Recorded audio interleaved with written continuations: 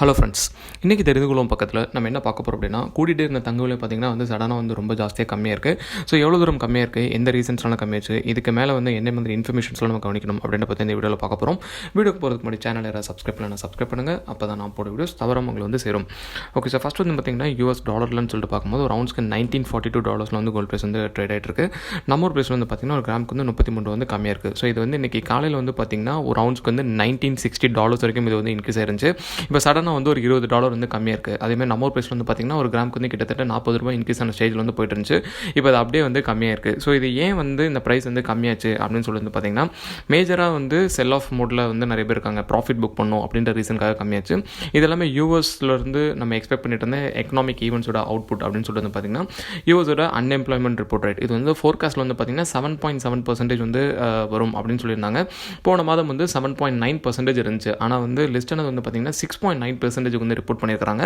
இது ஃபோர்காஸ்ட்டில் என்ன கொடுத்துருந்தாங்களோ அதை விட பாசிட்டிவாக தான் வந்திருக்கு. இதுக்கு அடுத்தது வெயிட் பண்ணிட்டு இருந்த ரிப்போர்ட்னு சொல்லி பார்த்திங்கன்னா, யூஎஸோட நான் ஃபார்ம் பேரோல்ஸ் ரிப்போர்ட். இந்த ரிப்போர்ட்டுமே புதுசாக நிறைய ஜாப்ஸ் ஆட் பண்ணியிருக்காங்கன்னு சொல்லிட்டு பாசிட்டிவாக தான் வந்திருக்கு. இதுவும் யூஎஸ் எக்கனாமி ரொம்ப ஒரு டவுன் பண்ணுற விதமாக அமையல, கொஞ்சம் பாசிட்டிவாக தான் முடிஞ்சிருக்கு. இதுக்கு அடுத்தது நம்ம பார்த்துட்டு இருந்த ரிப்போர்ட் பார்த்திங்கன்னா, யூஎஸோட ஹோல்சேல் இன்வென்ட்ரிஸ் ரிப்போர்ட். இந்த ரிப்போர்ட்டும் யூஎஸ் டாலருக்கு பாசிட்டிவாக தான் வந்திருக்கு. இதோட MOM தான் இன்றைக்கி ரிலீஸ் பண்ணியிருந்தாங்க. போன மந்த் 0.1% இருந்துச்சு. இப்போ பார்த்திங்கன்னா 0.4% இன்க்ரீஸ் ஆகி லிஸ்ட் ஆயிருக்கு. ஸோ டோட்டலாக இந்த ரிப்போர்ட்ஸ்னால பார்த்திங்கன்னா கொஞ்சம் DXY அப்பாச்சு. அதாவது -0.25% இருந்த DXY இப்போ -0.12% தான் போயிட்டுருக்கு. கம்ப்ளீட்டாக முழுசாக அப் ஆகலை. ஸோ இது இல்லாமல் இன்றைக்கி யூஎஸ் ஸ்டாக் மார்க்கெட் அப்படின்னு நம்ம எடுத்துக்கிட்டோம் அப்படின்னா, இப்போ செல் ஆஃப் மூடில் இருக்குது. அதாவது 2 நாள் கண்டினியூஸாக க்ரீனில் போயிட்டு இருந்தது இப்போ ப்ராஃபிட் புக்கிங்காக கொஞ்சம் டவுன் ஆயிருக்கு. ஸோ அதனால் ஷேர்ஸ்லாம் கொஞ்சம் செல் ஆஃப் பண்ணுறதுனால பார்த்திங்கன்னா இன்றைக்கி ஸ்டாக் மார்க்கெட் கொஞ்சம் டவுனாக தான் போயிட்டுருக்கு. ஸோ இதே ரீசன் தான் கோல்டும் பார்த்திங்கன்னா ப்ரைஸ் இப்போ கம்மியானதுக்கான ஒரு ரீசன். இதுக்கு அடுத்தது நீங்கள் ஆயில் ப்ரைஸ், அதாவது தொடர்ச்சியாக இந்த மார்க்கெட்டில் டாலர் இண்டெக்ஸ் எப்படி பெர்ஃபார்ம் ஆகும் அப்படின்றதுக்கு நம்ம கவனிக்க வேண்டியது இந்த ஆயில் ப்ரைஸ் பார்த்திங்கன்னா இப்போ நெகட்டிவாக தான் இருக்குது. ஸோ -2.5% போய்கிட்டு இருக்குது. ஸோ அதனால் டாலர் இண்டெக்ஸ் பெரிதளவில் அஃபெக்ட் ஆகாது.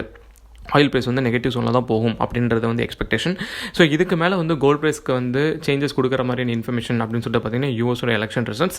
ஸோ கரண்ட்டாக பார்த்திங்கன்னா இந்த யூஎஸோட எலெக்ஷன் ரிசல்ட்ஸ் ஸ்விங் ஸ்டேட்டில் இன்னுமே அனௌன்ஸ் பண்ண வேண்டியிருக்கு. அதாவது இன்னும் 4 ஸ்விங் ஸ்டேட்ஸ், அதாவது இம்பார்ட்டன்ட் ஸ்டேட்னு ஒரு 9 சொல்லியிருந்தோம். அதில் இன்னும் 4 ஸ்விங் ஸ்டேட்ஸோட ரிசல்ட் அனௌன்ஸ் பண்ண வேண்டியது இருக்குது. அந்த 4 ஸ்விங் ஸ்டேட்ஸில் பார்த்திங்கன்னா பிடன் 3 ஸ்டேட்டில் லீடிங்கில் இருக்கார். ட்ரம்ப் ஒரே ஒரு ஸ்டேட்டில் தான் லீடிங்கில் இருக்கார். அதுதான் ப்ராப்ளமே. அந்த நியூஸ் வரனால தான் எல்லாமே டாலர் இந்த கோல்டுக்கு சப்போர்ட்டிவாக இருந்து ப்ரைஸ் இன்க்ரீஸ் ஆகிட்டு இருக்கு. ஸோ எக்ஸாக்டாக யார் வின் பண்ணுறாங்க அப்படின்ற நியூஸை பொறுத்து நியூஸ் அந்த கோல்ட் ப்ரைஸ் சேஞ்ச் ஆகும். ஸோ என்ன நியூஸ் வருது, அதன் அடிப்படையில் எப்படி கோல்ட் ப்ரைஸ் மாறுது அப்படின்றது நம்ம அடுத்த வீடியோவில் பார்க்கலாம். இந்த வீடியோ உங்களுக்கு பிடிச்சிருந்துச்சுன்னா லைக் பண்ணுங்கள், உங்கள் ஃப்ரெண்ட்ஸ்க்கும் ஷேர் பண்ணுங்கள், சேனல் மறக்காமல் சப்ஸ்கிரைப் பண்ணுங்கள்.